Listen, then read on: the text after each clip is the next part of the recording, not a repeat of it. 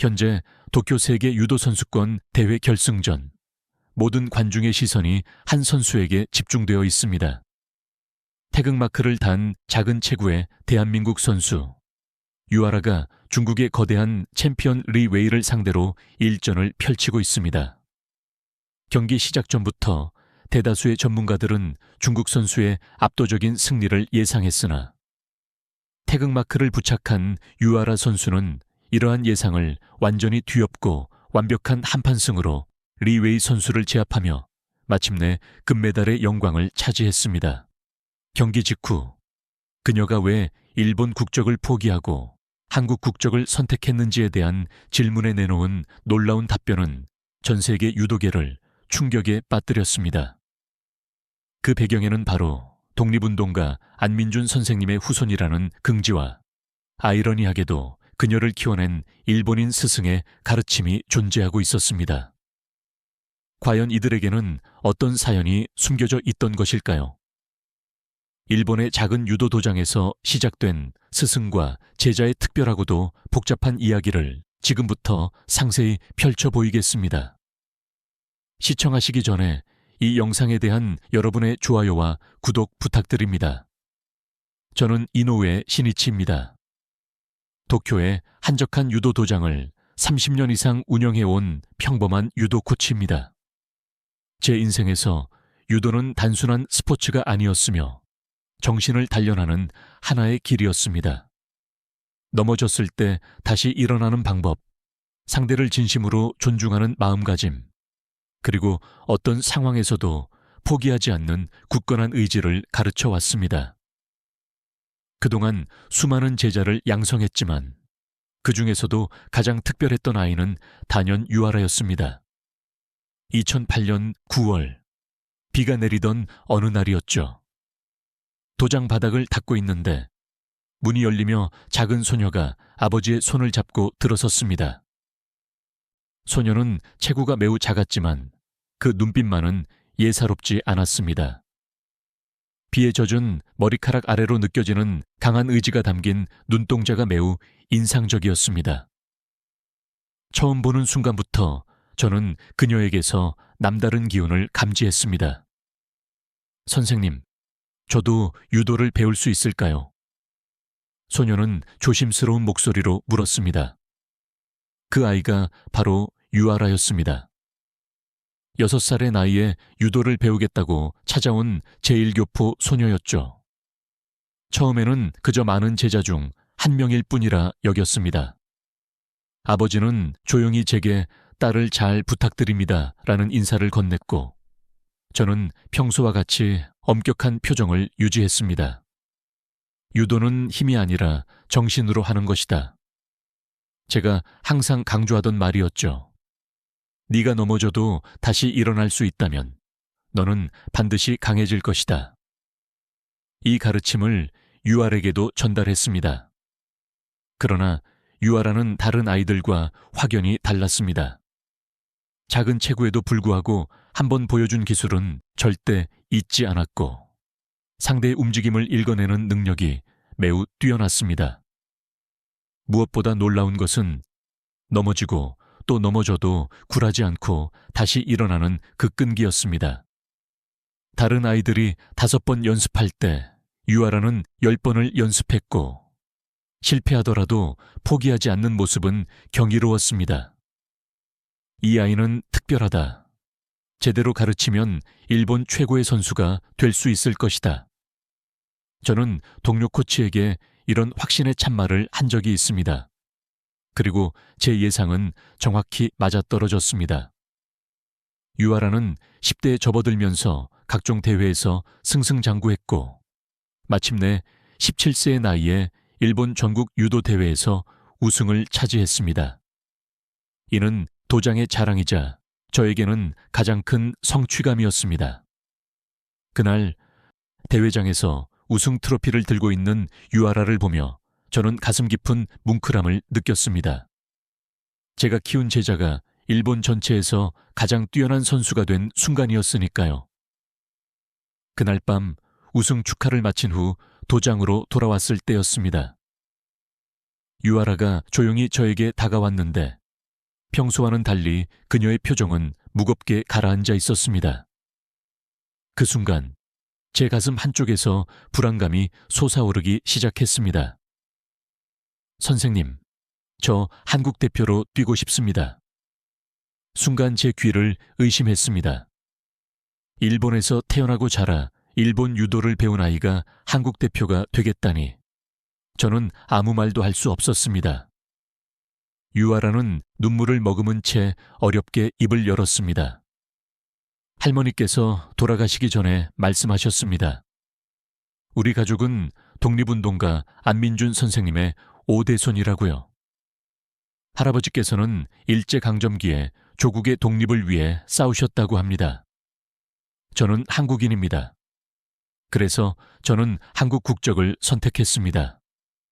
충격이었습니다. 10년 넘게 정성을 다해 가르쳤던 제자, 일본 유도의 미래라 생각했던 아이가 한국으로 떠난다니요. 배신감이 물밀듯이 밀려왔지만 유아라의 눈빛은 단호하게 흔들림이 없었습니다. 그 눈빛은 제가 처음 만났을 때부터 가지고 있던 특별한 의지가 더욱 강해진 모습이었습니다. 스승님, 저는 유도의 기술이 아니라 신념을 배웠습니다. 넘어져도 다시 일어나야 한다고 가르쳐 주셨지 않습니까? 저는 제 신념을 따라 일어설 것입니다. 제 뿌리를 찾아 할아버지의 나라를 대표하고 싶습니다. 그 말을 끝으로 유아라는 한국행을 결정했고, 저는 더 이상 그녀를 제자라고 부르지 않았습니다. 제 마음속에는 분노와 배신감, 그리고 묘한 존경심이 뒤섞였습니다. 유아라가 자신의 확고한 신념을 위해 모든 것을 버리고 새로운 도전을 선택한 것이었으니까요. 유아라가 떠난 후 저는 그녀의 이름을 입에 올리지 않았습니다. 도장에 걸려있던 그녀의 사진도 모두 치워버렸죠. 배신감이 너무나 컸습니다. 10년 넘게 정성을 다해 키운 제자가 일본이 아닌 한국을 선택했다는 사실이 저를 끊임없이 괴롭혔습니다. 그럼에도 불구하고 밤이 되면 유아라가 연습하던 모습이 자꾸만 떠올랐습니다. 스승님, 이 기술 좀 더 알려주세요. 제가 아직 부족합니다. 유아라는 항상 더 배우려 했고 더욱 강해지려 노력했습니다. 그런 그녀가 한국으로 떠났다는 소식은 일본 유도계에도 커다란 파문을 일으켰습니다. 많은 사람들이 저를 위로했지만 제 마음속의 상처는 쉽게 아물지 않았습니다. 시간이 흘러 2019년이 되었습니다. 어느 날 저는 우연히 스포츠 뉴스를 시청하다가 익숙한 얼굴을 발견했습니다. 태극마크가 달린 유도복을 입은 유아라였습니다. 뉴스에서는 그녀가 대한민국 주니어 국가대표로 선발되었다고 보도하고 있었습니다. 한국어도 서툰데 한국 대표라고? 어쩌면 일본에서 첩자로 보낸 것이 아닐까. 뉴스 인터뷰에서는 한국 유도 관계자들의 발언이 나왔는데 그들의 눈에는 의심과 경계심이 가득했습니다. 유아라는 한국어가 서툴렀고 한국 문화에도 익숙하지 않았으니 당연한 반응이었을 것입니다. 그런 낯선 환경에서 그녀가 어떻게 적응하고 있을지 문득 걱정이 되었습니다. 처음으로 저는 그녀의 경기를 몰래 찾아봤습니다. 인터넷 생중계로 열린 국제대회에서 유아라는 여전히 제가 가르쳤던 기술들을 구사하고 있었습니다.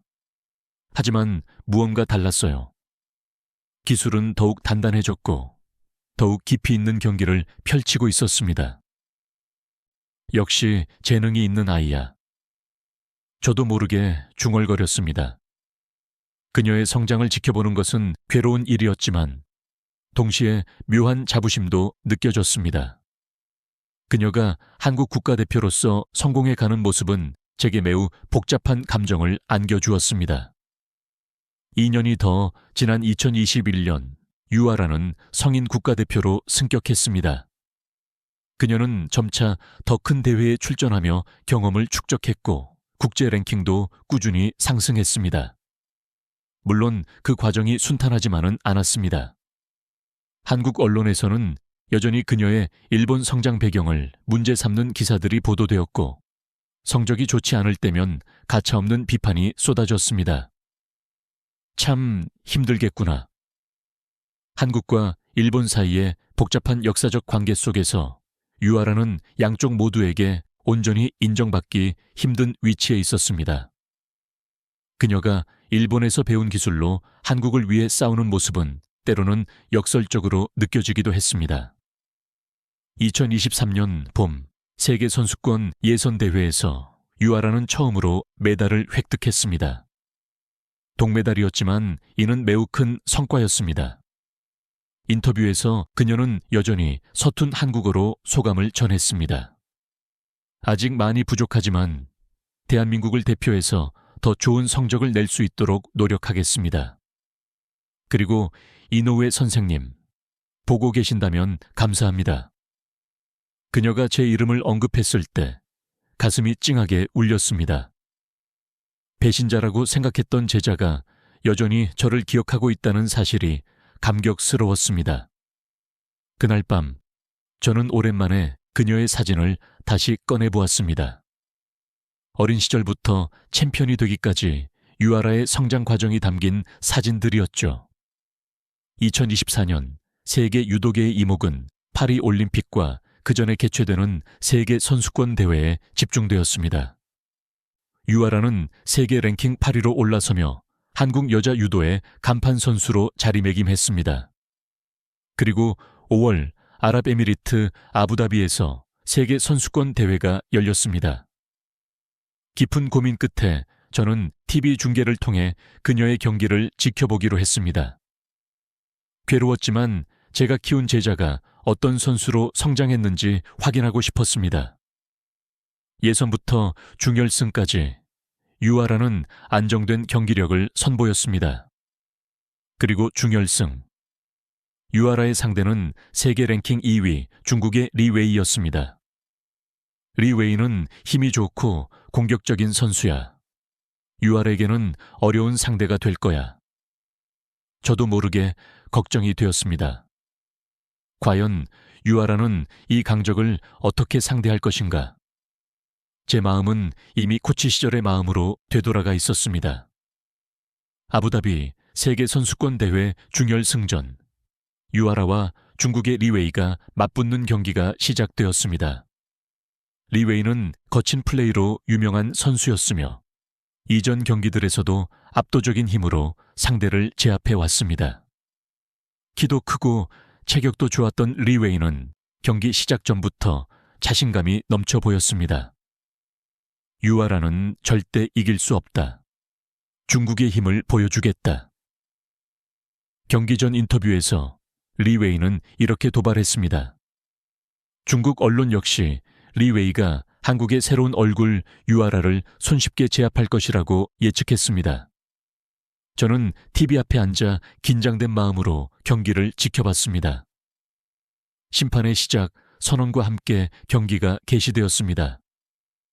리웨이는 즉시 공격적으로 나섰고 강력한 업어치기를 시도했지만 유아라는 몸을 살짝 틀어 이를 피했습니다. 리웨이의 공격은 계속 이어졌고 유아라는 끈질기게 방어에 집중했습니다. 리웨이의 기세가 너무 강하구나. 제 마음은 초조했습니다. 유아라가 수세에 몰린 것처럼 보였기 때문입니다. 그런데 경기 2분가량이 지났을 때 유아라의 눈빛이 돌변했습니다. 저는 그 눈빛을 즉시 알아보았습니다. 상대의 패턴을 완전히 읽었을 때 나타나는 코치로서의 직감이었습니다. 리웨이가 다시 업어치기를 시도했을 때 유아라는 마치 물처럼 유려하게 리웨이의 공격을 흘려내며 순간적으로 되치기 기술을 걸었습니다. 타이밍은 완벽했습니다. 유아라의 손에 이끌려 리웨이의 커다란 몸이 공중으로 떠올랐고 강력한 한판으로 매트에 내리꽂혔습니다. 2폰, 한판. 심판의 선언과 함께 경기장은 환호성으로 가득 찼습니다. 리웨이는 믿을 수 없다는 표정으로 매트에 누워 있었고 유아라는 조용히 상대를 향해 인사를 나누었습니다. 저는 TV 앞에서 벌떡 일어났습니다. 가슴이 쿵쾅거렸습니다. 역시 유아라야. 그것은 제가 가르쳤던 기술이었습니다. 하지만 유아라는 그 기술을 자신만의 것으로 완벽히 발전시켰습니다. 상대의 공격을 읽고 틈을 노리는 그녀만의 독특한 방식으로 중국의 강자를 제압한 것이었습니다. 중계 카메라가 유아라의 얼굴을 클로즈업 했을 때 그녀의 눈에는 감격의 눈물이 맺혀 있었습니다. 태극마크가 달린 유도복을 입은 그녀는 이제 완벽하게 한국의 선수였지만 그 기술 속에는 여전히 제가 가르친 일본 유도의 정신이 살아 숨쉬고 있었습니다. 결승전에서 유아라는 프랑스의 강호와 접전 끝에 승리를 거머쥐었습니다. 이는 한국 여자 유도 역사상 29년 만에 탄생한 세계 챔피언이었습니다. 시상식에서 태극기가 개양되고 애국가가 장엄하게 울려 퍼질 때 유아라는 가슴에 손을 얹고 뜨거운 눈물을 흘렸습니다. 인터뷰에서 그녀는 이렇게 말했습니다. 이 메달은 저를 믿어준 모든 분들께 바칩니다. 한국을 대표해서 싸울 수 있어 영광입니다. 그리고 이노우에 선생님, 저를 이렇게 강하게 만들어 주셔서 진심으로 감사합니다. 그 말을 듣는 순간 제 마음속의 벽이 조금씩 허물어지기 시작했습니다. 배신감은 여전히 존재했지만 그보다 훨씬 큰 감정이 차올랐습니다. 바로 제재에 대한 자부심이었습니다. 그날 밤 저는 오랜만에 유알에게 짧은 메시지를 보냈습니다. 축하한다. 2글자였지만 제 마음을 전달하기에는 충분했습니다. 세계 챔피언이 된 유알에게 이제 남은 목표는 오직 올림픽 금메달이었습니다. 세계 선수권 우승으로 더욱 자신감을 얻은 그녀는 파리 올림픽 준비에 모든 것을 쏟아부었습니다.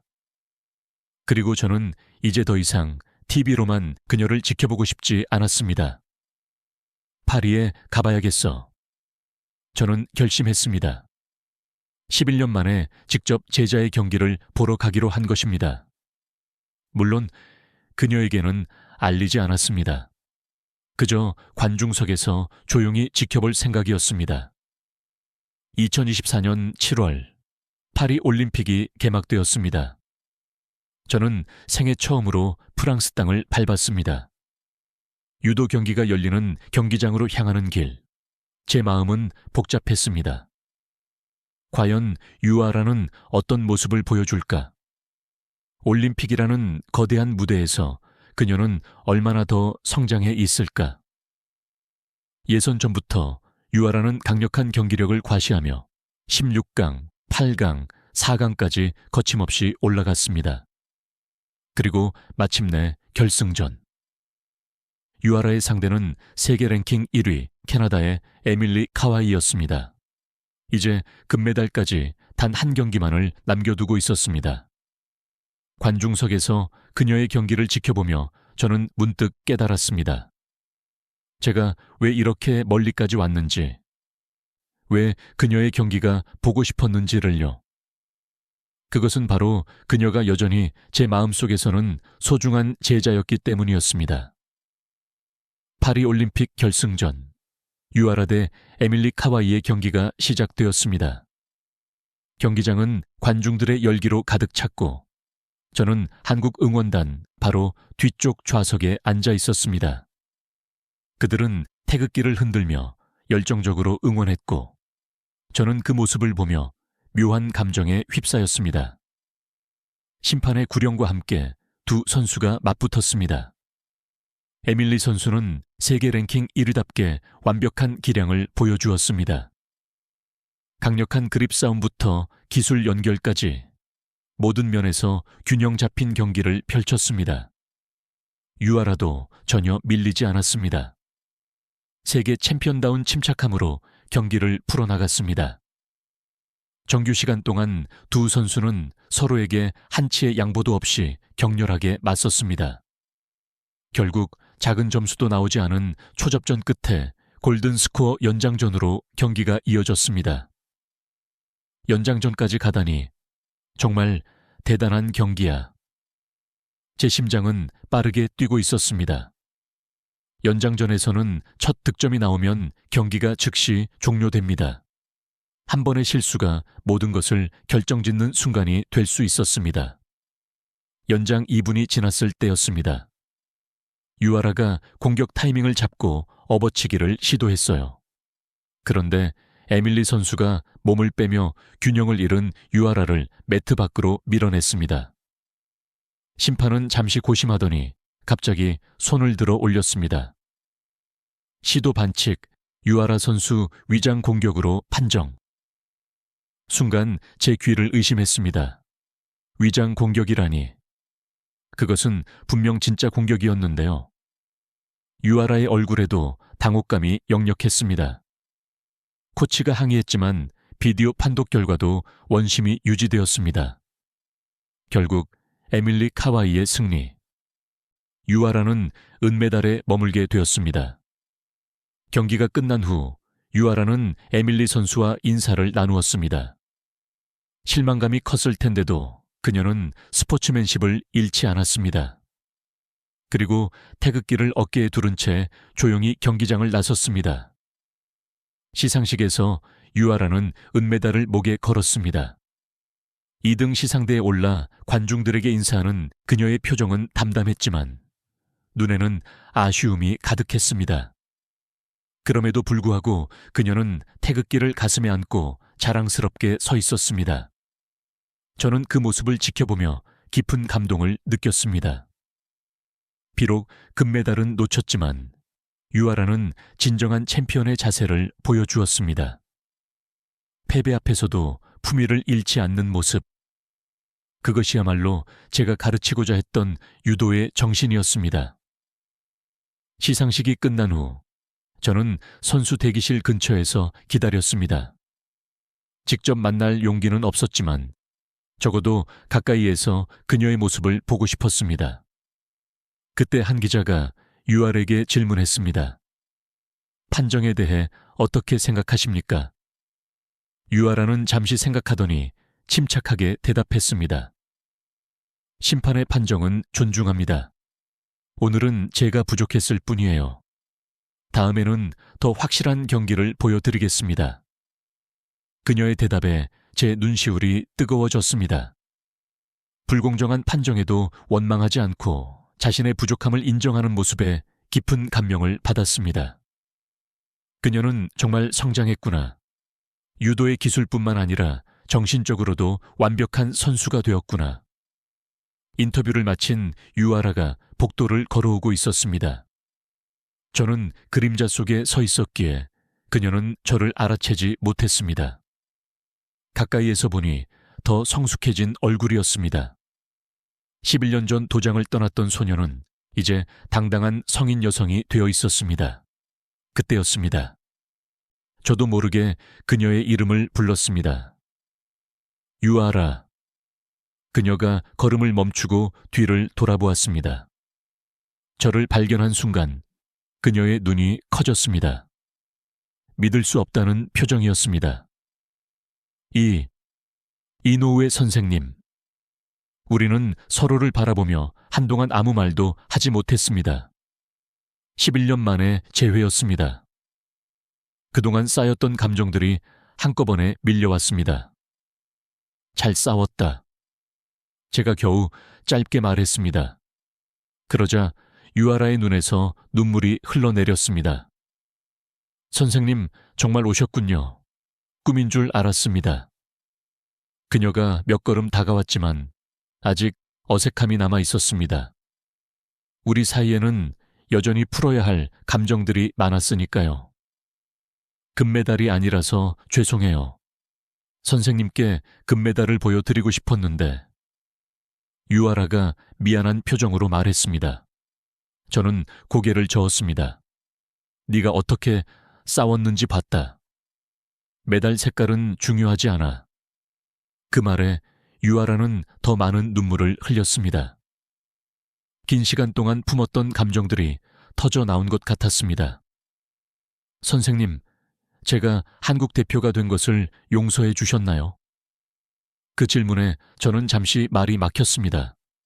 정말 그녀를 용서했는지, 아니면 아직도 마음 한구석에는 배신감이 남아있는지 솔직히 저 자신도 확신할 수 없었습니다. 나는 네가 한 선택을 이해한다. 그리고 말을 잇지 못하고 숨을 깊게 들이마셨습니다. 감정이 벅차올라 목이 메었습니다. 네가 자랑스럽다.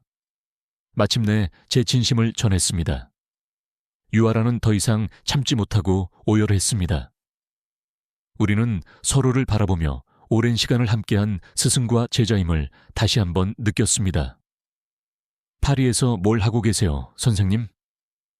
유아라가 눈물을 닦으며 물었습니다.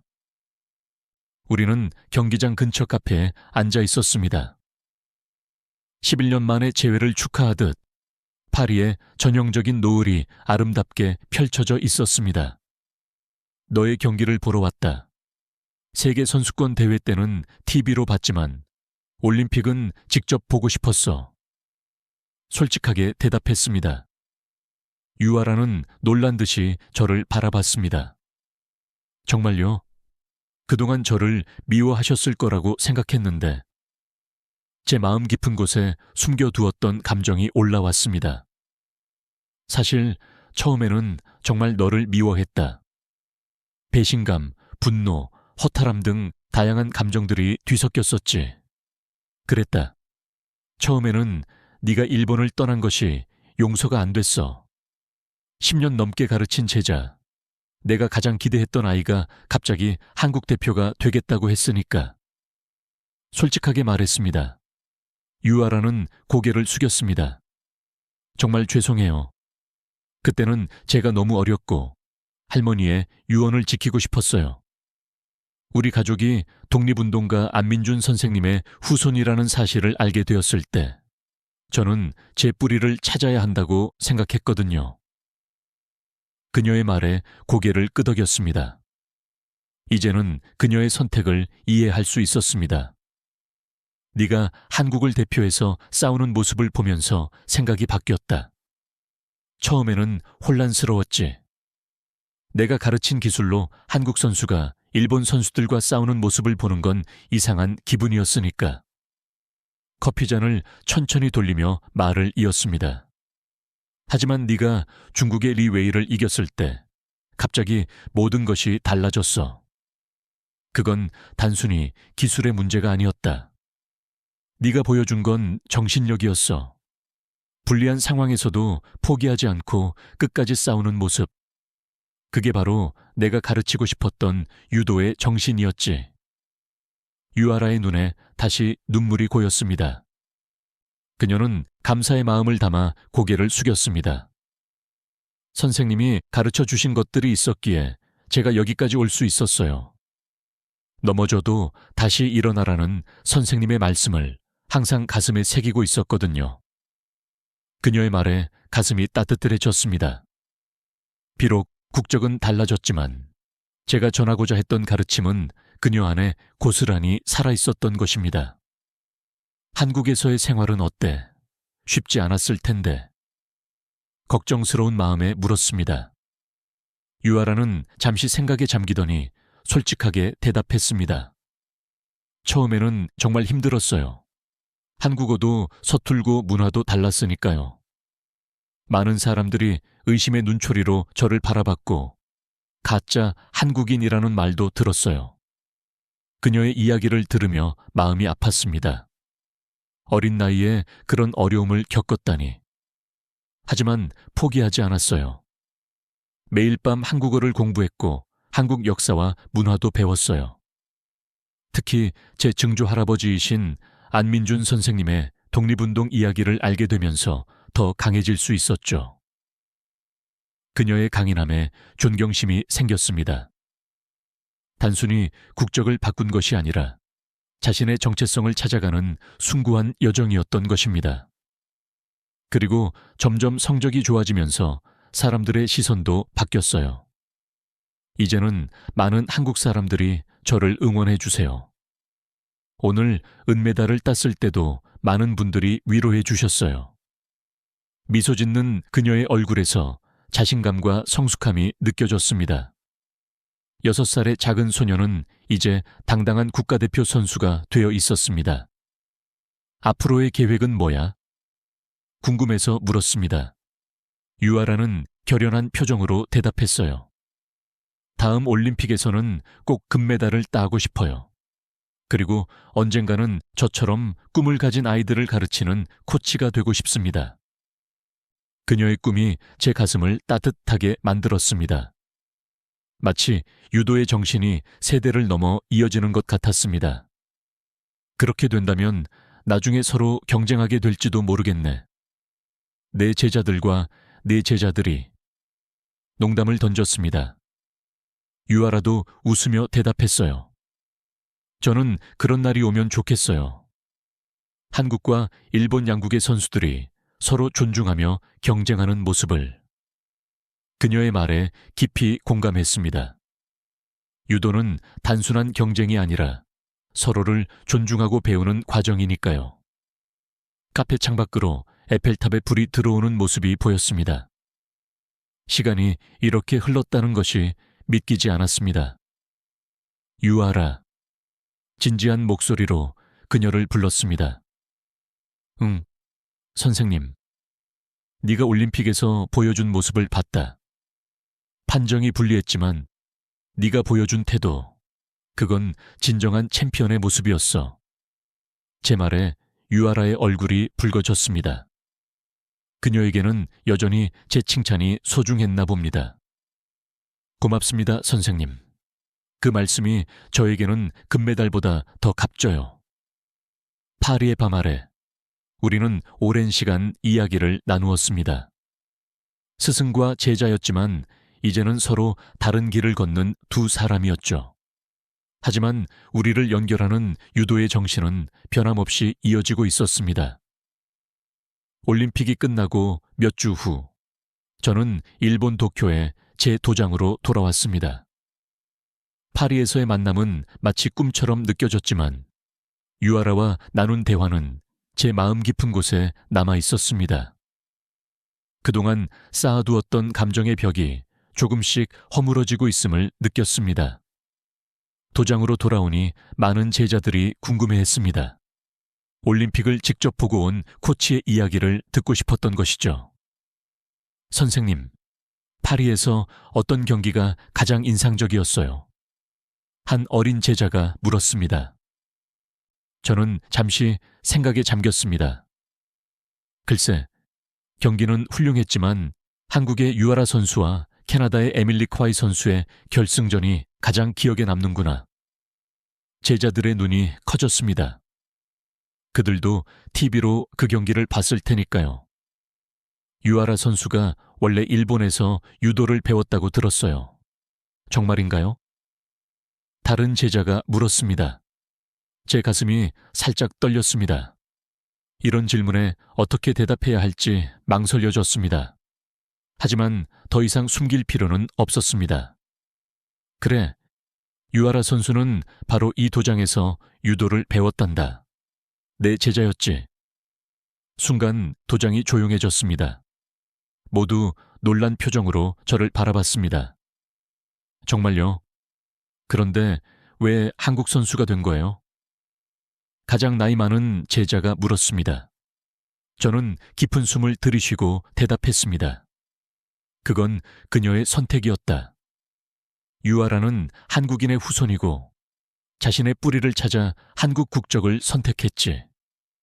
처음에는 나도 이해하기 어려웠지만 이제는 그녀의 선택을 존중한다. 제자들은 신기한 듯 서로 속삭였습니다. 이런 이야기는 분명 그들에게도 흥미로운 주제였을 것입니다. 그럼 선생님은 한국 선수를 응원하신 거예요? 일본 선수를 응원하신 거예요? 어린 여자아이가 순진한 목소리로 물었습니다. 그 질문에 저는 미소를 지었습니다. 나는 좋은 유도를 하는 선수를 응원했단다. 국적보다 중요한 건 유도의 정신을 얼마나 잘 보여주느냐니까. 그날 밤 도장을 정리하며 생각에 잠겼습니다. 유아라와 다시 만난 후 제 마음속에 변화가 생겼습니다. 이제는 단순히 그녀가 일본을 떠난 것이 아니라 자신의 신념을 따라 새로운 길을 선택했다는 것을 이해할 수 있었습니다. 며칠 후 한 통의 편지가 도착했습니다. 한국에서 온 것이었어요. 유아라의 필체였습니다. 설레는 마음으로 편지를 열었습니다. 이노우에 시니치 선생님께 파리에서 선생님을 만나 뵙게 되어 정말 기뻤습니다. 11년 동안 마음속으로 항상 선생님께 죄송한 마음을 가지고 있었는데 이제야 조금 편안해진 것 같아요. 선생님, 저는 한국에 와서도 매일 선생님의 가르침을 생각했습니다. 유도는 정신이다. 넘어져도 다시 일어나라. 그 말씀들이 저를 여기까지 오게 했어요. 다음 달에 한국 서울에서 국제 유도 교류전이 열립니다. 일본 코치들과 선수들도 많이 참가한다고 해요. 선생님도 혹시 시간이 되신다면 오셨으면 좋겠습니다. 제가 작은 유도 교실을 열었는데 그것도 보여드리고 싶습니다. 언제나 감사한 마음으로 유아라 올림. 편지를 읽고 나니 가슴이 따뜻해졌습니다. 유아라는 여전히 저를 존경하고 있었고 우리의 인연은 계속 이어지고 있었습니다. 서울로의 여행은 생각해 본 적 없는 일이었지만 왠지 모르게 설레는 마음이 들었습니다. 그날 밤 저는 유아에게 답장을 썼습니다. 유아에게 편지 잘 받았다. 파리에서의 만남은 내게도 큰 의미가 있었어. 너의 성장한 모습을 보니 코치로서 자부심을 느꼈단다. 국제교류전 초대 고맙구나. 스케줄을 조정해서 꼭 가보도록 하마. 네가 연 유도 교실도 궁금하구나. 어떤 식으로 가르치고 있는지 보고 싶어. 이제 우리는 서로 다른 나라에서 유도를 가르치고 있지만 유도의 정신은 하나라고 생각한다. 국경을 넘어 서로 배우고 존중하는 모습을 제자들에게 보여주는 것도 중요한 가르침이 될 것 같구나. 건강 잘 챙기고 서울에서 만나자. 이노우의 시니치 드림. 답장을 붙이고 난 후 창밖의 밤하늘을 바라보았습니다. 별들이 유난히 밝게 빛나는 것 같았습니다. 마음 한구석에 있던 무거운 짐을 내려놓은 듯한 기분이었습니다. 서울에 가보는 것도 나쁘지 않겠지. 한 달 후 저는 생애 처음으로 한국행 비행기에 몸을 실었습니다. 인천공항에 도착했을 때 유아라가 환한 미소로 저를 기다리고 있었습니다. 선생님, 정말 오셨네요. 환영합니다. 이제는 더 유창해진 일본어로 유아라가 저를 반겼습니다. 여전히 한국어가 더 서툴렀지만 열심히 배우고 있다고 했습니다. 약속했잖아. 내 유도 교실이 궁금했어. 유아라는 기쁜 마음으로 저를 안내했습니다. 서울의 거리는 도쿄와는 또 다른 활기가 넘쳤습니다. 한국 문화, 음식, 사람들 모든 것이 새롭고 흥미로웠습니다. 다음 날 유아라의 유도 교실을 방문했습니다. 작지만 아늑한 도장이었습니다. 벽에는 태극기와 함께 유도의 원칙을 적은 액자가 걸려 있었는데 특이하게도 한글과 일본어로 함께 쓰여 있었습니다. 아이들에게 유도가 일본에서 시작되었지만 이제는 세계적인 스포츠라는 것을 알려주고 싶어서요. 유아라의 설명에 고개를 끄덕였습니다. 이곳에서 그녀는 새로운 세대에게 유도의 정신을 전하고 있었습니다. 유아라의 유도 교실은 저에게 새로운 감동을 주었습니다. 수업이 시작되자 10명 남짓한 아이들이 도장으로 들어왔어요. 다양한 연령대의 아이들이었지만 모두 유아라를 존경하는 눈빛이 역력했습니다. 오늘은 특별한 손님이 오셨어요. 이분은 제가 유도를 처음 배웠던 일본의 이노우의 시니치 선생님이십니다. 세계적인 유도 지도자시죠. 유아라가 저를 소개했습니다. 아이들은 호기심 가득한 눈으로 저를 바라봤습니다. 제가 가볍게 고개를 숙이자 그들도 공손하게 인사를 했습니다. 선생님, 잠시 수업을 맡아주실 수 있으신가요? 아이들에게 정말 좋은 경험이 될 것 같아요. 유아라의 제안에 잠시 망설였지만 이내 고개를 끄덕였습니다. 오랜만에 낯선 아이들을 가르치는 것이 조금 긴장되었지만 유도는 언어의 장벽을 넘어서는 힘이 있었으니까요. 여러분, 유도는 단순한 스포츠가 아닙니다. 유도는 삶의 방식이에요. 유아라가 통역해주는 가운데 저는 천천히 기본 동작들을 시범 보였습니다. 발의 위치, 중심 잡는 법, 상대를 존중하는 방법까지. 아이들은 놀라울 정도로 집중력이 좋았습니다. 이 동작을 볼까요? 상대방의 힘을 그대로 받아내는 것이 아니라 흐름을 이용하는 겁니다. 이것이 유도의 핵심이죠. 제가 유아라와 함께 시범을 보이자 아이들의 눈이 반짝였습니다. 그리고 놀랍게도 제가 가르치던 방식 그대로 유아라도 아이들을 가르치고 있었습니다. 넘어지는 법부터 시작해 기본기를 철저히 연습시키는 모습이 마치 저의 젊은 시절을 보는 것 같았습니다. 수업이 끝난 후 한 작은 여자아이가 조심스럽게 다가왔습니다. 선생님, 유아라 선생님이 올림픽에서 메달을 딴 기술을 가르쳐 주신 분이세요? 저는 미소를 지으며 대답했습니다. 그래. 하지만 유아라 선생님은 그 기술을 자기만의 것으로 더 발전시켰단다. 그게 진정한 유도의 모습이지. 아이의 눈이 빛났습니다. 그 눈빛에서 유아라가 처음 도장에 왔을 때의 모습이 떠올랐습니다. 저녁, 유아라가 저를 한국 전통 식당으로 초대했습니다. 생소한 한국 요리들이 테이블 위에 가득했습니다. 선생님 어떠세요? 아이들이 선생님을 정말 좋아했어요. 유아라가 기쁜 표정으로 물었습니다. 저는 솔직하게 대답했습니다. 너의 교수법이 인상적이었어. 기본에 충실하면서도 아이들의 개성을 존중하더구나. 그녀는 수줍게 웃었습니다. 모두 선생님에게 배운 거예요. 기본이 가장 중요하다는 것, 그리고 각자의 강점을 살려야 한다는 것을요. 이야기를 나누며 우리 사이에 있던 어색함은 완전히 사라졌습니다. 이제 우리는 스승과 제자를 넘어 같은 길을 걷는 동료가 된 느낌이었습니다. 선생님, 내일 열리는 국제교류전에서 저희 아이들이 시범 경기를 하게 됐어요. 와서 봐주실 거죠? 물론이라고 대답했습니다. 그러자 유아라가 조금 망설이더니 말을 이었어요. 사실 한 가지 부탁드릴 게 있어요.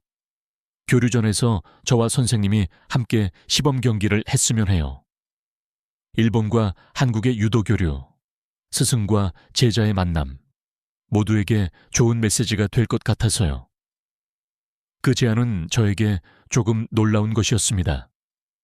물론 시범 경기는 자주 했지만 이렇게 국제적인 무대에서 그것도 한때 제자였던 한국 선수와 함께 한다는 것은 색다른 경험이었으니까요. 괜찮을까? 나는 이제 나이가 많아서. 유아라는 웃으며 말했습니다.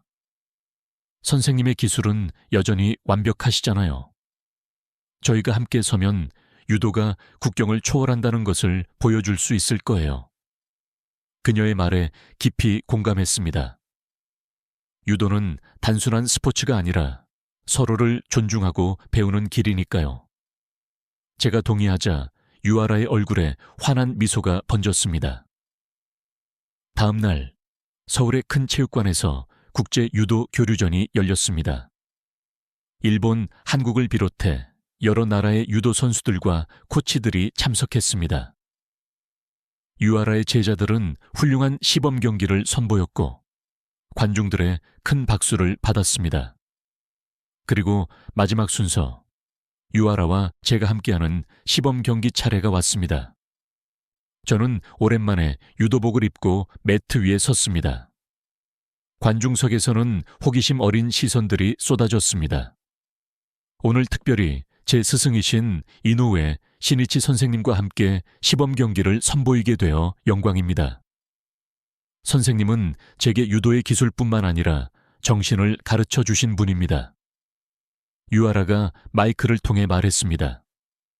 그리고 우리는 서로 인사를 나누고 시범 경기를 시작했습니다. 저는 기본적인 기술들을 선보였고 유아라는 그에 완벽하게 반응했습니다. 우리의 움직임은 마치 춤을 추는 것처럼 조화로웠습니다. 스승과 제자가 함께 만들어내는 유도의 아름다움이 체육관을 가득 채웠습니다. 마지막으로 유아라가 세계선수권 대회에서 중국의 리 웨이를 이겼던 바로 그 기술을 선보였습니다. 저는 그 흐름에 맞춰 자연스럽게 넘어졌고 관중들은 열화와 같은 박수를 보냈습니다. 시범 경기가 끝나고 우리는 서로에게 깊이 고개를 숙여 인사했습니다. 그 순간 저는 깨달았습니다. 이것이 진정한 유도의 모습이구나. 국적이나 배경을 넘어 서로 존중하고 배우며 함께 성장하는 것. 그것이 제가 평생 추구해온 유도의 정신이었습니다. 이노우에 선생님, 정말 감사합니다.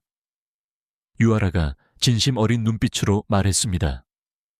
저는 그저 고개를 끄덕였지만 제 마음은 이미 그녀에게 다 전해진 것 같았습니다. 관중들의 뜨거운 박수 속에서 우리는 함께 서서 인사를 했습니다. 일본과 한국, 서로 다른 길을 걷게 된 스승과 제자가 다시 하나가 되는 순간이었습니다. 체육관을 가득 채운 감동의 물결이 저를 깊이 감싸 안았습니다. 나흘간의 한국 방문을 마치고 공항으로 향하는 차 안에서 유아라가 제게 물었습니다. 선생님, 앞으로의 계획은 어떻게 되시나요? 저는 창밖을 바라보며 대답했습니다. 도장으로 돌아가서 계속 아이들을 가르칠 생각이야. 그리고 잠시 말을 멈추었다가 유아라를 바라보며 미소 지었습니다. 그리고 앞으로도 우리 대한민국의 딸, 유아라를 계속 응원할 거야. 유아라의 눈에 눈물이 고였습니다. 제가 우리 대한민국의 딸이라고 말한 것에 감동한 것 같았습니다. 정말요? 저는 진심을 담아 대답했습니다. 이제 나는 네가 어느 나라를 대표하든 그건 중요하지 않다는 것을 알게 됐어. 중요한 건 네가 유도의 정신을 몸소 보여주고 있다는 거니까. 앞으로도 우리 대한민국의 딸 유아라를 많은 사람들이 사랑해 주길 바란다. 비행기에 오르며 저는 마지막으로 손을 흔드는 유아라를 바라보았습니다. 작은 체구지만 그 어느 때보다 당당해 보였습니다. 그녀는 이제 한국의 자랑스러운 딸이 되었고 저는 그런 그녀를 진심으로 응원하는 일본의 코치가 되었습니다. 넘어져도 다시 일어나라. 그날 비오는 도장에서 작은 소녀에게 했던 그 말이 결국 국적을 초월한 유도의 정신으로 이어진 것이었습니다. 앞으로도 우리 대한민국의 딸 유아라를 많은 분들이 사랑해 주시길 바랍니다. 한편 미국의 한 온라인 커뮤니티에서 시작된 작은 움직임이 거대한 물결이 되어 확산되고 있습니다. 심리상담사 에리카 정의 한국에서의 새로운 삶 이야기가 미국 전역의 상류층 학부모들 사이에서 폭발적인 반향을 일으키고 있기 때문입니다. 놀라운 점은 이 이야기에 접한 많은 미국 학부모들이 실제로 행동에 나서고 있다는 것입니다. 최근 한 달간 미국에서 한국행 비행기가 가족 단위로 매진되는 진풍경이 벌어지고 있으며 일부 명문 사립학교에서는 비상대책 회의까지 열렸다고 합니다. 과연 무엇이 이들을 한국으로 이끈 것일까요?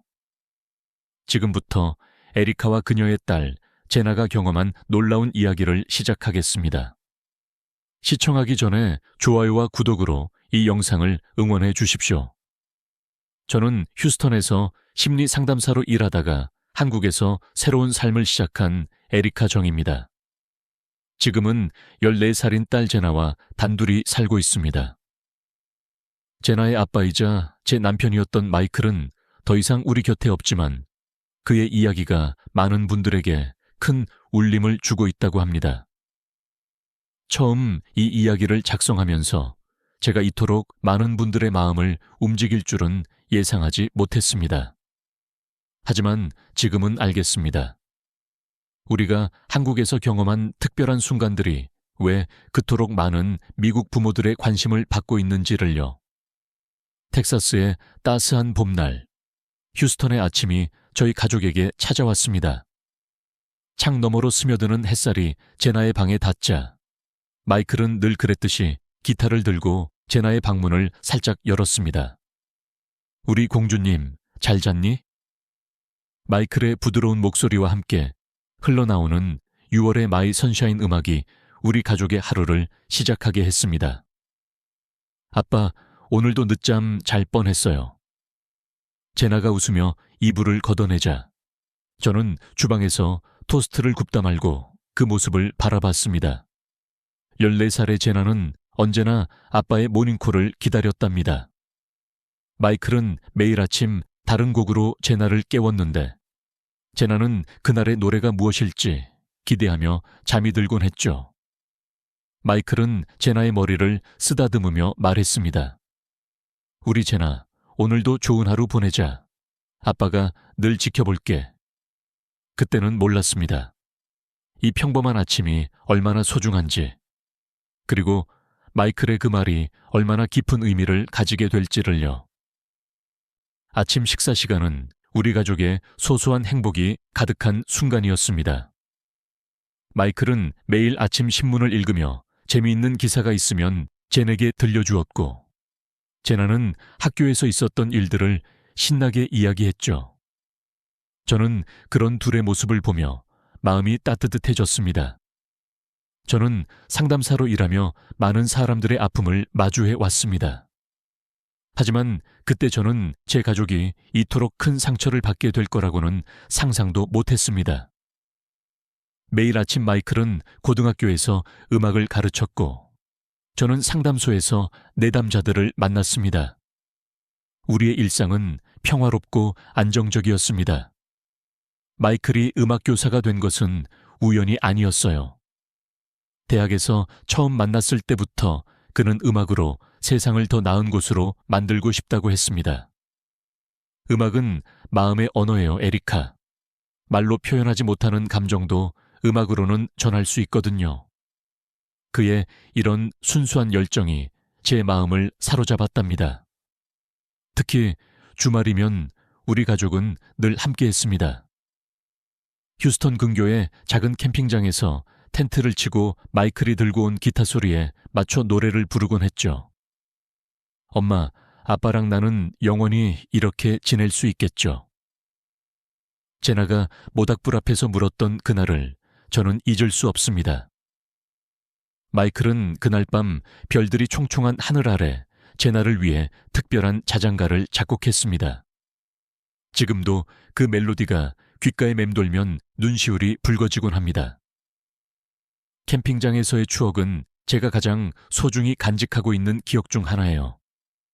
마이클은 항상 캠핑 가기 전날 밤늦게까지 준비를 했습니다.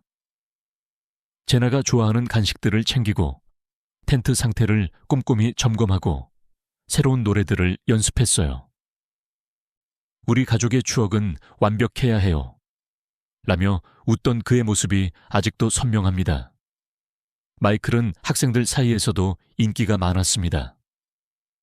음악실에서 울려 퍼지는 그의 기타 소리는 마치 마법처럼 아이들의 마음을 열었거든요. 에리카, 나는 음악으로 아이들의 삶을 바꾸고 싶어. 마이클은 늘 그렇게 말했습니다. 그의 꿈은 단순했지만 진심이 담겨 있었죠. 한 번은 제가 점심을 가져다 주려고 학교에 갔다가 음악실 앞에서 발걸음을 멈춘 적이 있습니다.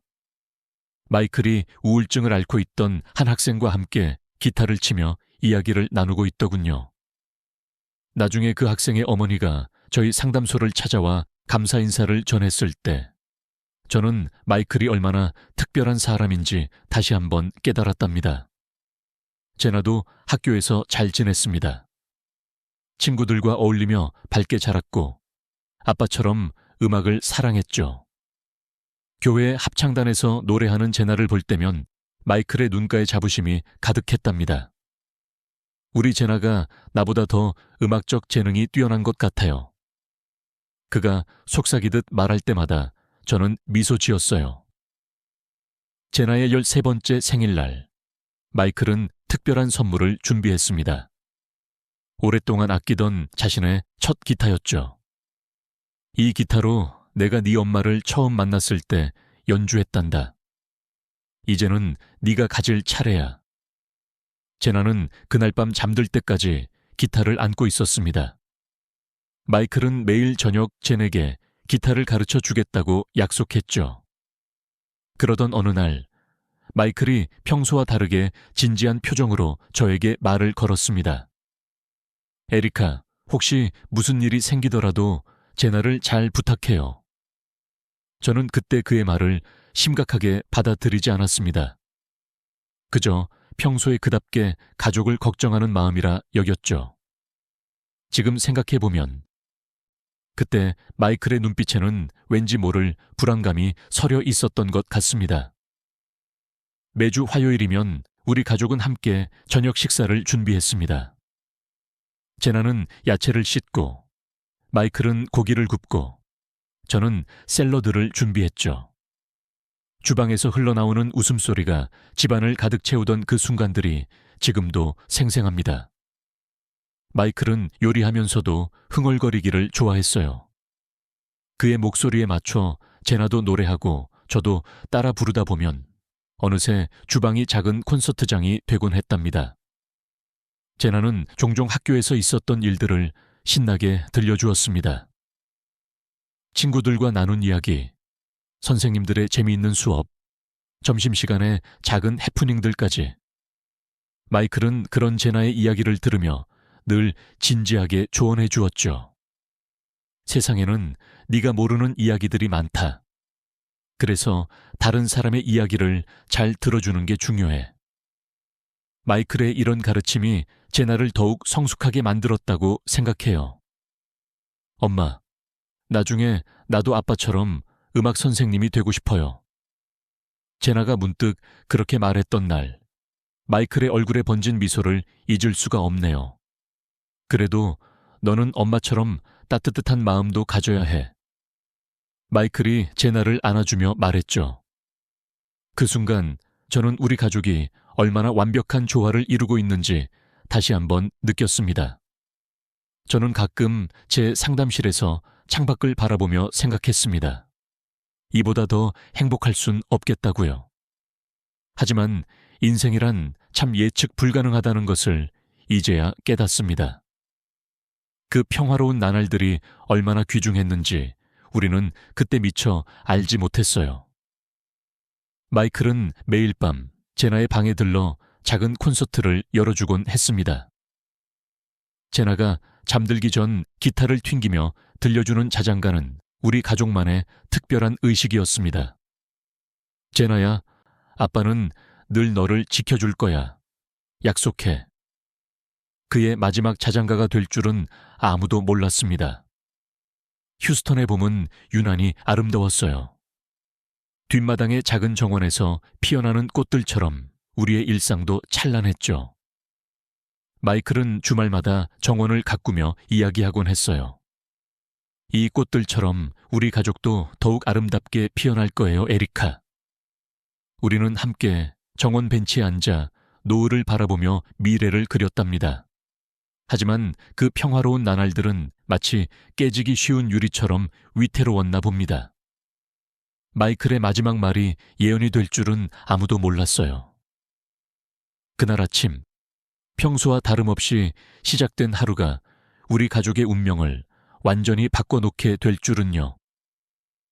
제나의 방에 걸린 가족 사진을 볼 때면 그때 행복했던 순간들이 물밀듯이 밀려옵니다. 마이클의 따뜻한 미소, 제나의 맑은 웃음소리, 그리고 우리가 함께했던 소소한 일상의 순간들. 모든 것이 너무나 그립습니다. 학교 축제 때 마이클이 지휘한 합창단 공연이 떠오르네요. 제나도 그 합창단에서 노래했죠. 공연이 끝난 후 마이클이 제나를 꼭 안아주며 네가 내 자랑이야 라고 말했던 그 순간이 우리 가족의 마지막 무대가 될 줄은 아무도 몰랐답니다. 그날도 평소와 다름없는 아침이었습니다. 휴스턴의 하늘은 유난히 맑았고 마이클은 늘 그렇듯 제나를 위해 아침 노래를 불러주었죠. 하지만 왠지 모를 불안감이 제 마음 한구석을 떠나지 않았어요. 아침 식사 자리에서 마이클이 제나를 평소보다 오래 안아준 것도, 저에게 오늘 하루도 잘 부탁해요 라고 말한 것도 지금 생각하면 모두 의미가 있었나 봅니다. 엄마, 오늘 방과 후에 합창부 연습이 있어요. 아빠가 새로운 곡을 가르쳐 주신대요. 제나가 들뜬 목소리로 말했죠. 저는 그저 평소처럼 미소 지으며 그래, 연습 끝나고 데리러 갈게 라고 답했을 뿐이에요. 그게 제나와 나눈 마지막 대화가 될 줄은 꿈에도 몰랐습니다. 제 상담소에서는 평소처럼 내담자들과 상담이 이어졌어요. 오전 10시 첫 번째 내담자와 이야기를 나누던 중이었죠. 그때 처음 들렸습니다. 멀리서 들려오는 사이렌 소리가. 평소 같았으면 그저 지나가는 소방차나 구급차 소리였을 텐데 그날은 달랐어요. 제 심장이 크게 울렸거든요. 11시 15분. 동료 상담사가 창백한 얼굴로 제 상담실 문을 열었습니다. 에리카, 웨스트우드 고등학교에서. 그 말을 듣는 순간 제 세상이 멈춘 것만 같았습니다. 마이클과 제나가 있는 학교였으니까요. 저는 정신없이 차를 몰았습니다. 라디오에서는 이미 속보가 나오고 있었어요. 웨스트우드 고등학교에서 총기 사고 발생. 현재 다수의 부상자. 제 손이 핸들을 잡은 채 떨리고 있다는 것도 몰랐어요. 그저 마이클과 제나가 무사하기만을 간절히 기도했죠. 학교 앞에 도착했을 때의 광경은 지금도 생생합니다. 경찰차들과 구급차들이 가득했고 공포에 질린 학생들이 건물 밖으로 뛰쳐나오고 있었습니다. 어떤 아이들은 울고 있었고 어떤 아이들은 멍하니 서 있었죠. 저는 필사적으로 그 아이들 속에서 제나를 찾았습니다. 음악실에 있어요. 한 학생이 떨리는 목소리로 말했어요. 마이클이 마지막으로 목격된 곳이 음악실이라고요. 제 다리가 휘청거렸지만 앞으로 나아가야만 했습니다. 그때 누군가가 제 어깨를 잡았습니다. 마리아 선생님이었죠. 에리카, 마이클이 아이들을 구했어요. 마리아 선생님의 목소리가 흐려졌습니다. 그녀의 눈에서는 눈물이 흘러내리고 있었습니다. 그가 범인을 막아섰대요. 다른 학생들이 대피할 시간을. 그 순간 저는 알았습니다. 마이클이 더 이상 이 세상에 없다는 것을. 제 남편이, 제나의 아버지가, 그토록 사랑했던 음악 선생님이 이제는 돌아올 수 없다는 것을. 엄마, 익숙한 목소리가 들렸습니다. 제나였습니다. 친구 제시카의 부모님이 제나를 안전하게 보호하고 있었죠. 저는 달려가 제나를 얼싸안았습니다. 제나의 몸이 떨리고 있었습니다. 아빠가. 제나는 말을 잇지 못했어요. 나중에 알게 된 사실이지만 마이클은 총소리를 듣자마자 음악실 문을 잠그고 학생들을 뒷문으로 대피시켰다고 합니다. 마지막 학생이 나가기 직전 범인이 문을 부수고 들어왔을 때 마이클은 망설임 없이 그 앞을 막아섰다고 합니다. 선생님이 도망가라고 소리쳤어요. 살아남은 학생 중 한 명이 경찰에게 증언했죠. 그리고 총소리가. 더 이상의 이야기는 듣지 못했습니다. 아니, 듣고 싶지 않았습니다. 그날 밤, 제나는 제 품에 안겨 밤새 울었습니다. 저도 울었죠. 하지만 제 눈물은 소리 없이 흘러내렸습니다. 제나 앞에서는 강한 모습을 보여야 했으니까요. 엄마, 아빠가 약속했잖아요. 늘 지켜준다고. 제나의 그 말에 제 마음이 무너져 내렸지만 저는 그저 제나의 등을 쓰다듬어 줄 수밖에 없었습니다. 다음 날 아침 뉴스에서는 마이클의 이야기를 대서특필했습니다. 영웅적인 희생으로 학생들을 구한 음악교사. 하지만 그런 헤드라인이 우리에게 무슨 의미가 있었을까요? 마이클은 이미 우리 곁을 떠났는데 장례식장은 마이클의 제자들과 동료들로 가득 찼습니다. 모두가 그를 기억하고 추모했죠. 한 학생이 마이클이 가장 좋아하던 곡을 기타로 연주했을 때 저는 처음으로 제 감정을 주체하지 못했습니다. 그토록 사랑했던 음악이 이제는 가장 아픈 기억이 되어버렸으니까요. 경찰 조사가 끝나고 현실적인 문제들이 하나둘 찾아왔습니다. 학교는 당분간 폐쇄되었고 제나는 더 이상 그곳에 가지 못한다고 했습니다. 밤마다 악몽에 시달리는 제나를 보며 저는 결심했습니다. 이곳을 떠나야 한다고. 우리의 새로운 시작을 위해서. 제 오랜 친구 강수연이 연락해 왔습니다. 일본 오사카에서 살고 있는 그녀는 우리에게 피난처를 제안했죠. 에리카, 이곳은 안전해. 총기도 없고 너희가 새로 시작하기에 좋은 곳일 거야. 저는 그 제안을 받아들였습니다. 제나를 위해서, 그리고 제 자신을 위해서도요. 짐을 싸는 동안 제나의 방에서 마이클의 기타가 눈에 띄었습니다. 제나의 13번째 생일 선물로 준 그 기타. 제나는 며칠째 그 기타를 만지지도 않았지만 제가 치우려 하자 격렬하게 반대했답니다. 안 돼요. 이건 아빠가 준 거예요. 휴스턴을 떠나기 전날 밤, 우리는 마지막으로 뒷마당을 걸었습니다. 마이클이 그토록 사랑했던 정원의 꽃들이 여전히 아름답게 피어 있었죠. 저는 그 꽃들 사이에서 마이클의 미소를 보았습니다. 여보, 우리가 잘 해낼 수 있을까요? 밤하늘을 보며 속삭였지만 대답은 들리지 않았습니다. 비행기표를 예약하면서 저는 문득 깨달았습니다. 우리가 떠나는 것이 도망이 아니라는 것을. 이것은 마이클이 우리에게 마지막으로 남긴 선물, 새로운 시작을 위한 용기라는 것을요. 그는 늘 그랬듯이 끝까지 우리를 지켜주고 있었던 것입니다. 공항으로 향하는 차 안에서 제나는 처음으로 마이클의 이야기를 꺼냈습니다. 엄마, 아빠는 정말 영웅이었죠. 저는 고개를 끄덕였습니다. 그래, 제나. 네 아빠는 영웅이었어. 하지만 그보다 더 중요한 건 네 아빠가 우리를 얼마나 사랑했는지. 그거야. 제나의 눈에서 눈물이 흘러내렸지만 이번에는 작은 미소도 함께였습니다. 일본행 비행기를 기다리며 저는 마지막으로 휴스턴의 하늘을 올려다보았습니다. 어디선가 은은한 기타 소리가 들리는 것 같았어요. 마이클이 늘 연주하던 그 곡, 6월의 선샤인. 그래요. 우리는 이제 새로운 곳에서 빛을 찾아야 했습니다. 오사카 간사이 공항에 도착했을 때의 첫 느낌을 아직도 잊을 수 없습니다.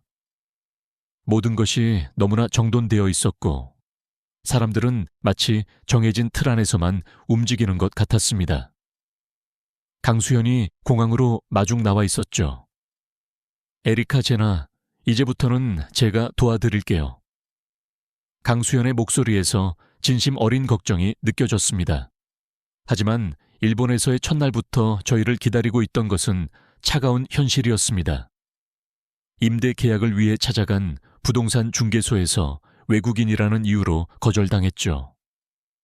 대단히 죄송합니다만. 강수연이 통역해주는 말들은 모두 공손했지만 그 속에 담긴 거절의 의미는 분명했습니다. 겨우 찾은 작은 아파트는 빛도 잘 들지 않는 좁은 공간이었습니다. 옆집 아이들의 발소리가 너무 크다고 항의하러 온 위층 주민의 차가운 시선이 지금도 생생합니다. 규칙은 반드시 지켜주셔야 합니다. 제나는 그날 밤 이불 속에서 소리 없이 울었습니다. 엄마, 나 학교 안 가면 안 돼요? 제나가 일본 학교 첫날 아침에 한 말입니다. 하지만 우리에게는 선택권이 없었어요. 제나는 교복을 입고 학교로 향했지만 그곳에서 그녀를 기다리고 있던 것은 철저한 고립이었습니다. 수업 시간에 실수로 잘못된 대답을 했을 때 교실 전체가 숨죽여 웃었다고 해요. 선생님은 아무 말도 하지 않았죠. 그저 차갑게 다음 학생을 지목했을 뿐이에요. 쉬는 시간이면 제나는 혼자 창가에 서서 하늘을 바라보곤 했습니다. 마이클이 그렇게 좋아하던 음악 시간마저도 이제는 고통의 시간이 되어버렸어요. 제나는 잘 적응할 거예요. 강수연이 저를 위로했지만 현실은 달랐습니다. 급식 시간에 도시락을 깜빡했다며 울며 들어온 제나를 안아주면서 저는 처음으로 이곳에 온 것을 후회했어요. 도시락을 깜빡한 것이 아니라 혼자 밥을 먹기가 너무 힘들어서였다는 걸 나중에야 알았죠. 저 역시 상황은 마찬가지였습니다. 심리상담사 자격증을 인정받기 위해 찾아간 관공서에서 수없이 많은 서류를 요구받았습니다. 모든 것이 규칙과 절차라는 이름 아래 진행되었죠. 순서를 지켜주시기 바랍니다. 이 말이 얼마나 차갑게 들릴 수 있는지 그때 처음 알았습니다. 강수연의 도움으로 겨우 찾은 일자리는 영어 회화 강사였습니다. 하지만 그마저도 쉽지 않았어요. 수업 중에 잠시 감정이 벅차올라 목소리가 떨렸을 뿐인데 다음 날 바로 원장실로 호출됐죠. 너무 감정적인 모습을 보이시면 안 됩니다. 마치 로봇이 되어야 한다는 듯한 그들의 태도가 저를 숨막히게 했습니다. 아파트 관리실에서는 매주 쓰레기 분리수거 규칙을 어겼다며 경고장을 보내왔습니다. 처음에는 영어로 된 안내문이라도 있었지만 곧 모든 것이 일본어로만 전달되기 시작했죠. 우리가 적응하기를 바라는 게 아니라 그저 불편한 존재가 되기를 바라는 것 같았습니다. 에리카 씨, 우리나라의 문화를 이해하려 노력해 주셨으면 합니다. 이웃집 주민이 던진 이 말이 사실은 너희는 영원히 이방인일 뿐이라는 의미라는 것을 깨닫는 데는 오랜 시간이 걸리지 않았습니다. 제나는 점점 말수가 줄어들었어요. 학교에서 돌아오면 그저 자신의 방에 틀어박혀 마이클의 기타만 만지작거렸죠. 한 번은 기타 줄이 끊어져서 울던 제나를 달래주다가 저도 모르게 눈물을 흘렸답니다. 그날 밤 제나가 작은 목소리로 말했어요. 엄마, 우리 다른 곳으로 가면 안 돼요? 유일한 위안은 강수연이었습니다. 주말마다 저희를 데리고 나가 맛있는 것도 사주고 재미있는 이야기도 들려주었죠. 하지만 강수연조차도 이곳에서 10년을 살았지만 여전히 가이진이라는 차별적인 뉘앙스로 불린다며 씁쓸하게 웃더군요. 한 달이 지나고 두 달이 지나도 시간이 흘러도 상황은 나아지지 않았습니다. 오히려 더 악화되었죠. 제나의 담임 선생님이 상담을 요청했을 때 저는 최악의 상황을 예감했습니다.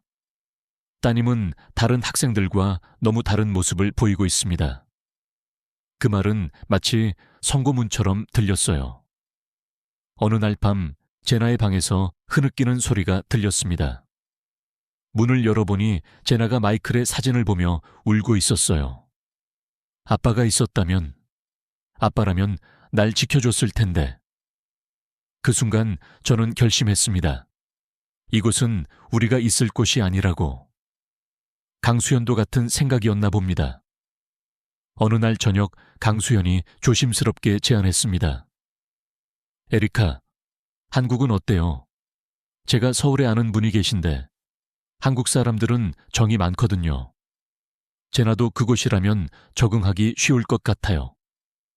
창밖으로 보이는 오사카의 밤거리는 반짝이는 넌사인으로 가득했지만 그 화려함 속에서 우리는 더욱 외로웠습니다.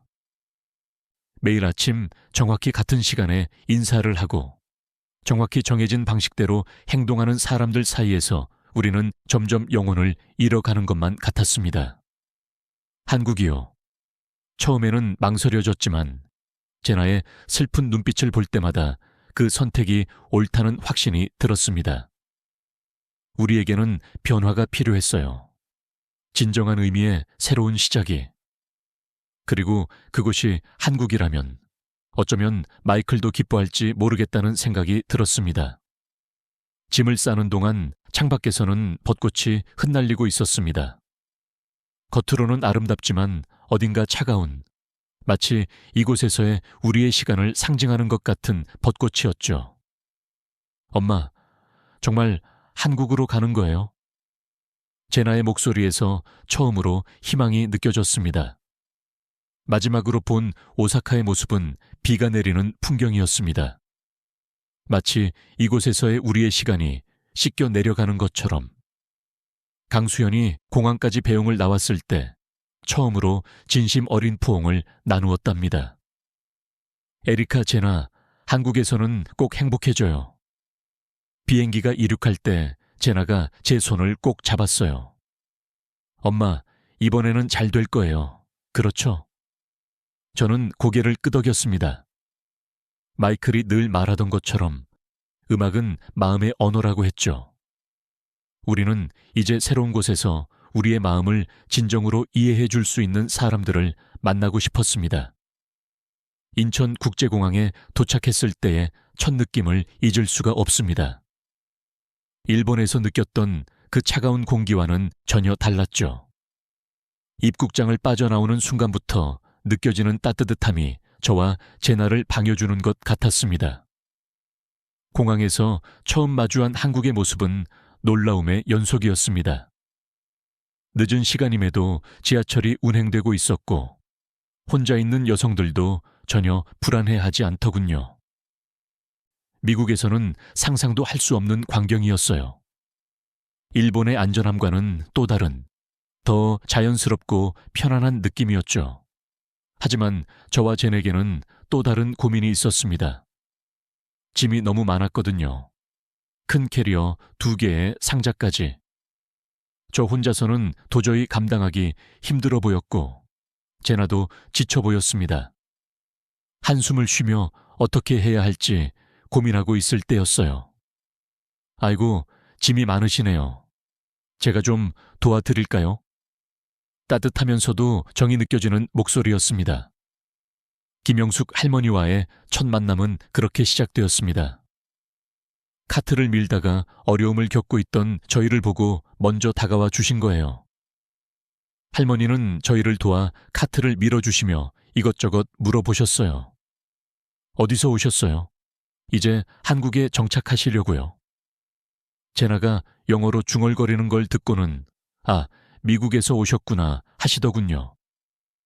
택시를 기다리는 동안 할머니와 이야기를 나누게 됐어요. 저희가 미국에서의 일과 일본에서의 시간들을 조금씩 이야기하자 할머니의 눈시울이 붉어졌어요. 아이고, 이런 일이. 마치 오랜 친척을 만난 것처럼 저희를 따뜻하게 품어주셨죠. 우리 집에서 하룻밤 묵고 가세요.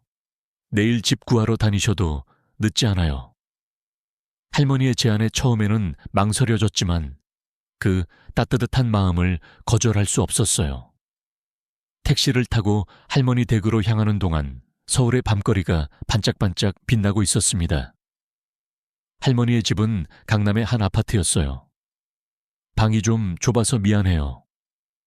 할머니가 말씀하셨지만 저희 모녀에게는 그곳이 천국 같았습니다.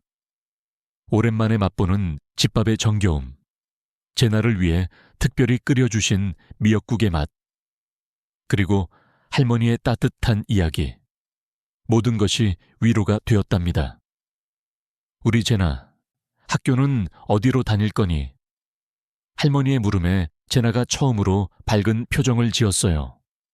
할머니는 그날 밤 늦게까지 저희와 함께 주변 학교들을 검색해 주셨죠. 여기 강남 초등학교가 좋을 것 같은데 내가 내일 교장 선생님한테 한번 전화해 볼게. 다음 날 정말 놀라운 일들이 펼쳐졌어요. 할머니의 소개로 만난 부동산 중개사님은 저희의 상황을 듣자마자 발벗고 나서서 도와주셨답니다. 이 아파트가 좋을 것 같네요. 학교랑도 가깝고 주변에 마트도 있고. 중개사님은 단순히 집을 보여주시는 것을 넘어서 마치 자신의 가족을 위해 집을 고르듯 세심하게 설명해 주셨어요. 제나의 전학 수속도 일사천리로 진행됐어요. 교장 선생님께서 직접 나오셔서 제나를 방해주셨죠. 힘들었겠구나. 이제는 우리 학교가 네 편이 되어줄게. 그 말을 들은 제나의 얼굴에 오랜만에 미소가 번졌어요. 이사하는 날, 정말 많은 분들이 도와주셨답니다. 옆집 아저씨가 혼자 사는 젊은 여자분이라며 무거운 짐을 다 날라주시고 아래층 아주머니는 김치와 반찬을 한 아름 들고 오셨어요. 이웃 사촌이라고 서로 돕고 살아야지. 그렇게 말씀하시는 이웃분들의 표정에서 진심이 느껴졌어요. 서울에서의 생활은 놀라움의 연속이었습니다. 24시간 운영되는 편의점, 빠른 배달 문화, 언제 어디서든 잡을 수 있는 택시까지. 특히 의료 시스템은 정말 놀라웠죠. 제나가 갑자기 고열로 아팠을 때 저는 본능적으로 병원비를 걱정했어요. 하지만 의료보험 덕분에 큰 부담 없이 치료받을 수 있었답니다. 제나의 학교 생활도 달라졌어요. 첫날부터 아이들이 먼저 다가와 말을 걸어주었죠. 너는 미국에서 왔다며. 영어 잘하겠다. 나중에 좀 가르쳐줘. 제나는 처음으로 학교에 가는 것이 두렵지 않다고 말했어요. 특히 음악 선생님은 제나의 상황을 듣고 특별히 신경 써 주셨답니다. 아버님이 음악 선생님이셨다고? 그럼 우리 학교 합창부에 들어오는 건 어떨까? 제나는 그날 처음으로 마이클의 이야기를 다른 사람에게 털어놓았어요. 김영숙 할머니는 매주 주말이면 저희를 찾아와 주셨어요. 아이고, 우리 제나 얼굴이 좋아졌네. 할머니는 늘 정성껏 준비해온 반찬을 내밀며 말씀하셨죠. 제나는 할머니를 한국 할머니라고 부르기 시작했어요. 저녁이면 아파트 놀이터에서 들려오는 아이들의 웃음소리, 시장에서 만나는 상인들의 정겨운 목소리, 이웃들과 나누는 따뜻한 인사. 이 모든 것들이 저희에게는 새로운 희망이 되었답니다. 엄마, 나 이제 여기가 좋아요. 어느 날 제나가 그렇게 말했어요. 그 말을 들으며 저는 생각했습니다. 마이클도 이곳에서라면 행복해했을 거라고. 그의 음악처럼 따뜻하고 그의 마음처럼 넓은 이곳에서 우리는 새로운 희망을 발견하고 있었으니까요. 그렇게 서울에서의 첫 겨울이 지나갔어요. 낯설었던 한국의 추위도 이웃들의 따뜻한 마음 덕분에 무사히 이겨낼 수 있었죠. 그리고 어느덧 찾아온 봄은 우리에게 또 다른 선물을 가져다 주었답니다. 서울의 봄은 참 특별했어요. 여의도에 벚꽃이 만개할 때 김영숙 할머니가 저희를 데리고 나가셨죠. 여기 벚꽃은 달라. 우리나라 벚꽃은 마음까지 따뜻하게 해준단다. 할머니의 말씀처럼 이곳의 벚꽃은 일본에서 보았던 것과는 전혀 달랐어요. 차갑고 형식적인 아름다움이 아닌 진정한 봄의 생명력이 느껴졌답니다. 어느 날 저녁 상담소 문을 닫고 나오는데 한 내담자가 물었어요. 이제 적응하셨나요? 저는 잠시 생각에 잠겼죠. 네, 이제는 정말 이곳이 편해요. 밤늦게 지하철을 타도 골목길을 걸어도 안전하잖아요. 미국에서는 상상도 못할 일이에요. 제 대답에 내담자도 고개를 끄덕이셨어요. 맞아요. 우리나라가 이렇게 안전한 줄 몰랐네요. 실제로 통계를 보니 더욱 놀라웠어요. 미국은 작년에만 400건이 넘는 총기 사고가 있었다고 해요. 반면 한국은 강력 범죄율이 세계에서 가장 낮은 나라 중 하나라고 하더군요. 일본도 안전하긴 했지만 그것은 엄격한 규율 때문이었죠. 하지만 한국의 안전은 달랐어요. 서로를 배려하는 마음, 이웃을 생각하는 정이 만들어낸 자연스러운 안전함이었답니다. 제나의 변화는 학교 합창부에서 시작됐어요. 처음에는 망설였지만 음악 선생님의 끊임없는 격려로 합창부에 들어갔죠. 제나야, 내 목소리에는 특별한 이야기가 담겨 있어. 선생님의 말씀에 제나는 조금씩 자신감을 되찾아갔어요. 엄마, 나 오늘 솔로 파트 제안 받았어요. 어느 날 제나가 뛰어오듯 귀가했을 때 저는 그만 눈물이 났답니다. 마이클이 그토록 사랑했던 음악이 이제는 제나의 치유제가 되어 주고 있었으니까요.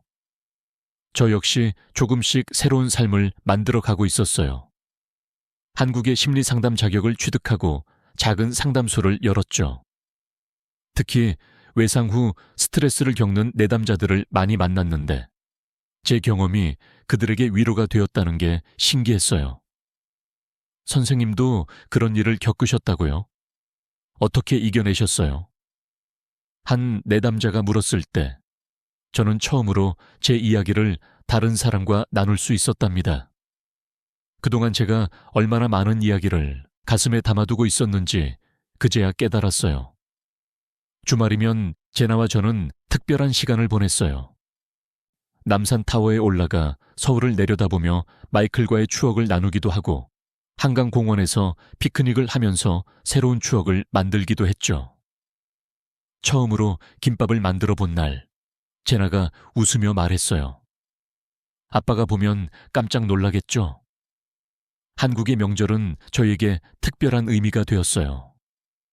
김영숙 할머니 댁에 모인 가족들은 저희를 진짜 가족처럼 대해 주셨거든요. 우리 제나가 송편을 제일 예쁘게 빚는구나. 할머니가 제나를 칭찬하실 때마다 제나의 눈빛이 반짝였답니다. 학교에서는 운동회가 열렸어요. 제나가 달리기 시합에 나갔을 때 반 친구들이 제나야 파이팅 하고 외치는 소리에 저도 모르게 울컥했죠. 일본에서는 상상도 못했던 광경이었으니까요. 제나는 3등을 했는데 마치 1등이라도 한 것처럼 기뻐했어요. 우리 딸이 이제 한국말도 제법이네. 시장 할머니들이 제나를 귀여워해 주실 때마다 제나는 수줍게 웃었어요. 한국어를 배우는 게 힘들 법도 한데 제나는 놀라울 정도로 빨리 적응해 갔죠. 한국어는 마음의 언어 같아요, 엄마. 제나의 말처럼 이곳의 언어는 우리의 마음을 어루만져 주는 것 같았습니다. 특히 기억에 남는 건 제나의 첫 교회 음악회였어요. 합창단의 마지막 곡으로 넬 판타지아를 부를 때였죠. 제나의 솔로 파트가 시작되자 객석이 숨을 죽였습니다. 맑고 순수한 제나의 목소리가 강당을 가득 메웠을 때 저는 마이클이 바로 옆에 있는 것처럼 느껴졌답니다. 음악회가 끝나고 제나가 제게 달려왔어요. 엄마, 나 아빠한테 들려주고 싶었어요. 아빠가 들으셨을까요? 저는 제나를 꼭 안아주었죠. 그럼 아빠가 분명 듣고 계실 거야. 네가 얼마나 멋지게 성장했는지. 우리 아파트 단지에는 작은 음악 동호회가 있었습니다. 제나가 용기를 내어 가입했을 때 회원들은 너무나 반갑게 맞아주었죠. 우와, 네가 그 유명한 제나구나. 합창부에서 솔로 한다는 소문 들었어. 제나는 그곳에서 마이클의 기타를 다시 꺼내 들었어요. 동호회 회원 중 한 분이 기타를 가르쳐 주시겠다고 했을 때 제나의 눈빛이 달라졌어요. 아빠가 하시던 것처럼 가르쳐 주실 수 있으세요? 그 질문에 담긴 의미를 아시는지 선생님은 특별히 더 정성껏 제나를 지도해 주셨답니다. 매주 토요일 아침이면 제나는 일찍 일어나 기타를 챙겼어요. 엄마, 나 이제 6월의 마이 선샤인을 완벽하게 칠 수 있어요.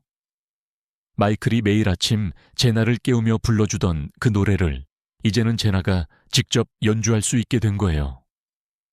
한국의 목욕탕 문화도 저희에게는 특별한 치유의 시간이 되었어요. 처음에는 낯설었지만 김영숙 할머니가 데려가 주신 후로는 매주 빠지지 않고 다녔죠. 같이 때 밀어주고 이야기 나누고 이게 우리나라의 정기야. 할머니의 말씀처럼 그곳에서 저희는 몸과 마음을 함께 씻어냈답니다. 어느 날은 목욕탕에서 만난 할머니들이 제 나의 등을 밀어주시며 이야기를 나누셨어요. 아이고, 이렇게 어린 게 겪은 일이 참... 그런데 신기하게도 그날 이후로 제 나의 악몽이 줄어들더군요. 한국의 정칭, 이 가진 치유의 힘이었을까요? 제 나의 담임 선생님도 큰 힘이 되어주셨어요. 제나가 많이 달라졌어요. 이제는 친구들과 장난도 치고 수업 시간에 발표도 잘하고 참관 수업 날 선생님께서 해주신 말씀이에요. 그동안 제나가 얼마나 노력했는지 그 말씀을 통해 다시 한번 느낄 수 있었죠. 우리 동네 작은 공원에서는 매주 일요일마다 주민 공연이 열렸어요. 언젠가 제나가 거기서 노래를 부르겠다고 했을 때 저는 깜짝 놀랐답니다. 자신 있어요, 엄마. 아빠가 항상 말씀하셨잖아요. 음악은 마음을 전하는 거라고. 시간이 흘러 어느덧 한국에서의 생활이 자리를 잡아갔어요. 아침이면 등교하는 제나를 배웅하고 저는 상담소로 향했죠. 퇴근길에는 시장에 들러 장을 보고 저녁이면 이웃들과 산책을 하는 평범하지만 행복한 일상이 만들어졌답니다. 엄마, 나 이제 알았어요. 아빠가 왜 음악을 그렇게 사랑하셨는지. 음악은 우리를 치유해 주잖아요. 마치 한국이 우리를 제나의 준 것처럼. 제나의 말처럼 이곳에서 우리는 조금씩 치유되어 갔어요. 마이클의 부재는 여전히 아프지만 이제는 그 아픔을 안고 앞으로 나아갈 수 있게 되었답니다. 엄마, 우리 동네 정말 좋아요. 어느 날 제나가 학원에서 돌아와 말했어요. 밤에도 안전하고 지하철로 어디든 갈 수 있고 무엇보다 사람들이 진짜 따뜻해요. 미국에서는 이웃이 누군지도 몰랐는데 여기서는 모두가 가족 같아요. 한국의 교육열도 처음에는 놀라웠지만 이제는 그 속에 담긴 진심을 이해하게 됐어요. 아이들의 미래를 위해 모든 것을 바치는 부모들의 마음. 그리고 그런 환경 덕분에 제나도 더 열심히 공부하게 됐죠. 미국에서는 느끼지 못했던 선의의 경쟁과 성장이 있었답니다. 이런 모든 것들이 우리가 한국을 새로운 고향으로 선택한 이유가 되었어요. 안전하고 편리하며 무엇보다 사람의 온기가 살아있는 이곳에서 우리는 진정한 삶의 의미를 다시 찾아가고 있었으니까요. 서울의 가을이 깊어가던 어느 날, 제나가 특별한 제안을 했어요. 엄마, 우리 아빠를 위한 작은 음악회를 열면 어떨까요? 제나의 눈빛은 오랜만에 보는 설렘으로 가득했답니다. 김영숙 할머니는 그 소식을 듣자마자 장소부터 알아봐 주셨어요. 우리 아파트 작은 공연장이면 딱이겠다. 그 음악 동호회 회원들도 제나의 학교 친구들도 모두 한마음으로 도와주겠다고 나섰죠. 마이클 선생님을 기리는 추모 음악회. 제나가 직접 포스터를 만들었어요. 한글과 영어로 정성껏 썼더군요. 그 모습을 보며 저는 생각했습니다. 이제 우리는 정말 앞으로 나아가고 있구나 하고요. 준비 과정은 그 자체로 치유의 시간이었습니다. 제나는 매일 밤 마이클의 기타를 들고 연습했고 학교 친구들과 합창 연습을 했죠. 이웃들은 간식을 준비해 주겠다며 나섰고 심지어 구청에서도 행사 지원을 해 주시겠다고 했답니다. 아빠가 가장 좋아하시던 곡으로 시작할 거예요. 제나가 6월의 마이 선샤인을 연습할 때마다 저는 아침마다 울리던 마이클의 기타 소리를 떠올렸어요. 그 추억이 이제는 미소 짓게 만드는 것이 신기했죠. 음악회 당일 작은 공연장은 사람들로 가득 찼습니다.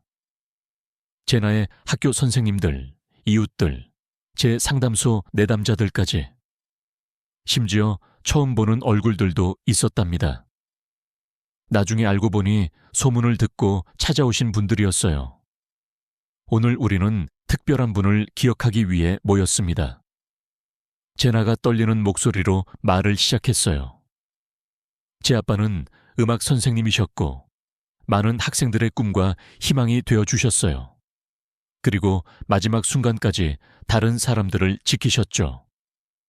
첫 곡이 시작되자 객석이 숨을 죽였습니다. 제나의 맑은 목소리가 기타 선율과 어우러져 퍼져나갔죠. 그 순간만큼은 마이클도 이 자리에 함께 있는 것 같았어요.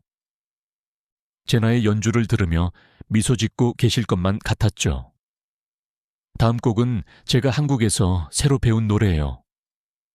제나가 아리랑을 부르기 시작했을 때 객석에서는 작은 탄성이 흘러나왔어요.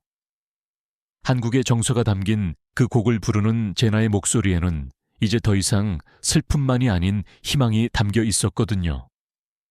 음악회의 하이라이트는 제나의 합창단과 음악 동호회가 함께 부른 넬라 판타지아였습니다. 제나가 솔로 파트를 부를 때 저는 마이클이 늘 하시던 말씀이 떠올랐어요. 음악은 영혼의 언어야.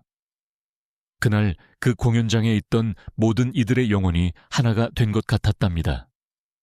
마지막 순서로 제나가 직접 작곡한 곡을 연주했어요. 이 곡의 제목은 아빠의 미소래요. 간단한 멜로디였지만 그 안에는 제나의 모든 마음이 담겨 있었죠.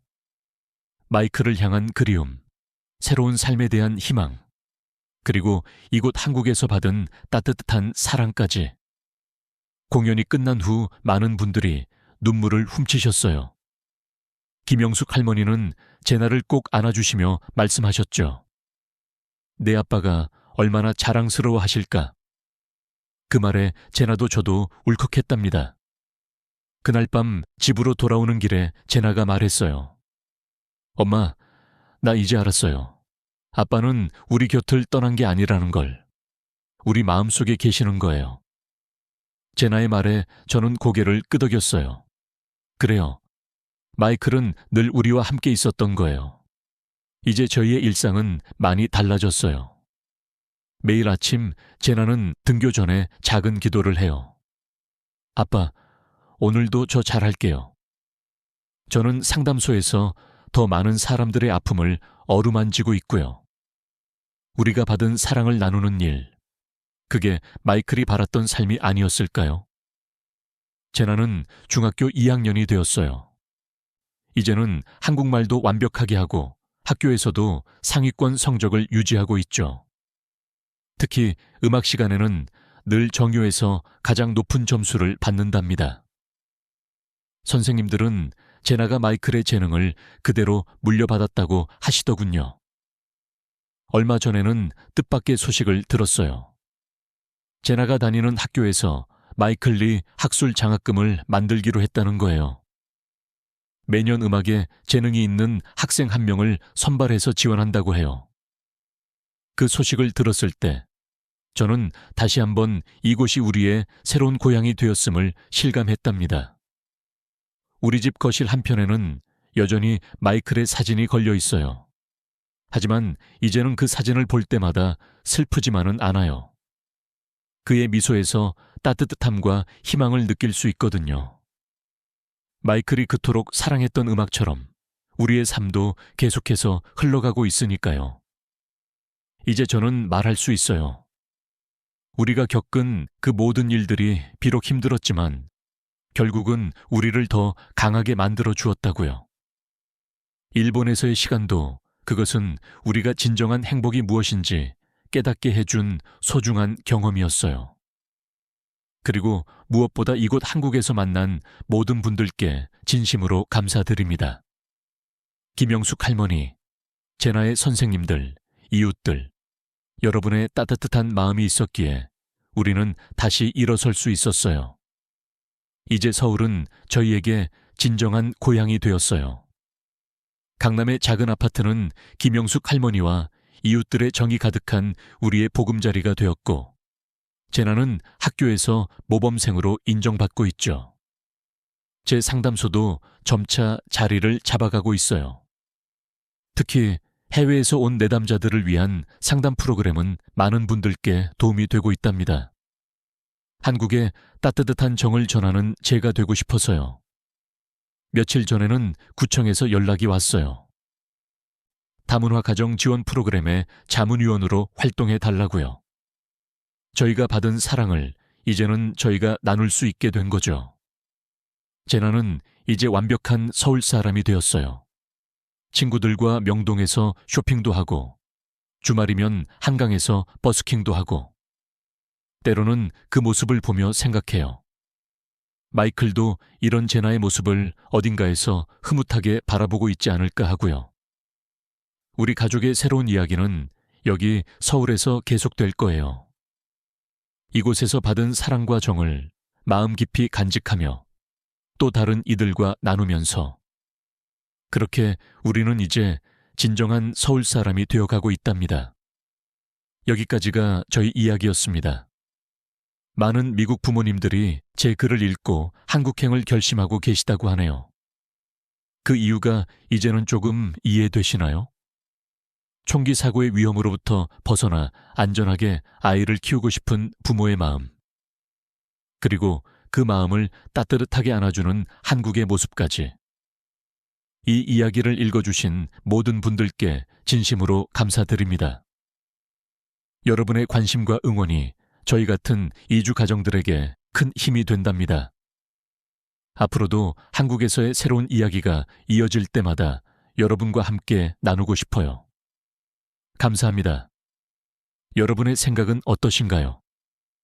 이 두 가지 감동적인 사연 중 가장 마음을 울렸던 부분이나 한국 사회의 정칭, 이 외국인들에게 어떤 의미를 가질 수 있을지에 대해 아래 댓글로 의견을 나눠주시면 감사하겠습니다.